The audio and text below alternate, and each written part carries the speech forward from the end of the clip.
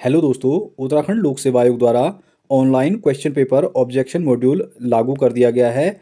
इसमें दो चरण होंगे।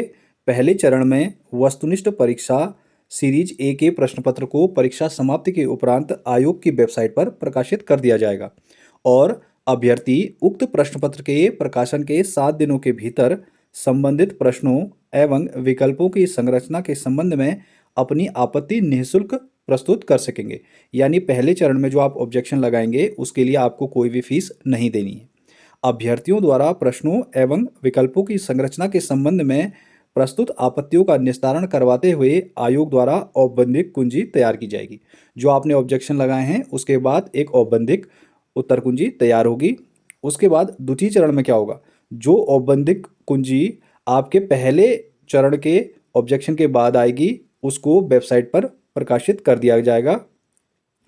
अभ्यर्थी उत्तर कुंजी के प्रकाशन के बाद, यानी जो आपके पहले ऑब्जेक्शन आपने लगाया था उसके बाद जो औपबंधिक उत्तर कुंजी आएगी, इसके 7 दिनों के भीतर सही या गलत के संबंध में आपत्ति प्रस्तुत कर सकेंगे।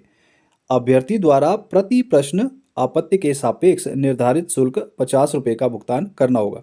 यानी द्वितीय चरण में अगर आप पहले चरण के ऑब्जेक्शन लगाने के बाद जो औपबंधिक आंसर की आएगी उससे भी संतुष्ट नहीं है, आपको फिर ऑब्जेक्शन लगाना है, तो आपको प्रति प्रश्न 50 रुपये का भुगतान करना होगा, जिसे किसी भी दशा में अभ्यर्थियों को वापस नहीं किया जाएगा। अभ्यर्थी द्वारा प्रति प्रश्न आपत्ति के सापेक्ष निर्धारित शुल्क का भुगतान नहीं किए जाने की दशा में अभ्यर्थी द्वारा प्रस्तुत आपत्तियों पर विचार नहीं किया जाएगा। प्राप्त आपत्तियों का विषय विशेषज्ञों से निस्तारण कराने के उपरांत विषय विशेषज्ञों की संस्तुति के आधार पर अंतिम उत्तर कुंजी तैयार की जाएगी, जिसके आधार पर परीक्षा परिणाम निर्मित होगा। परीक्षा परिणाम जारी करते समय परीक्षा परिणाम के साथ अंतिम उत्तर कुंजी आयोग की वेबसाइट पर प्रकाशित की जाएगी। यानी जब रिजल्ट आएगा तो फाइनल आंसर की भी उसके साथ ही प्रकाशित की जाएगी।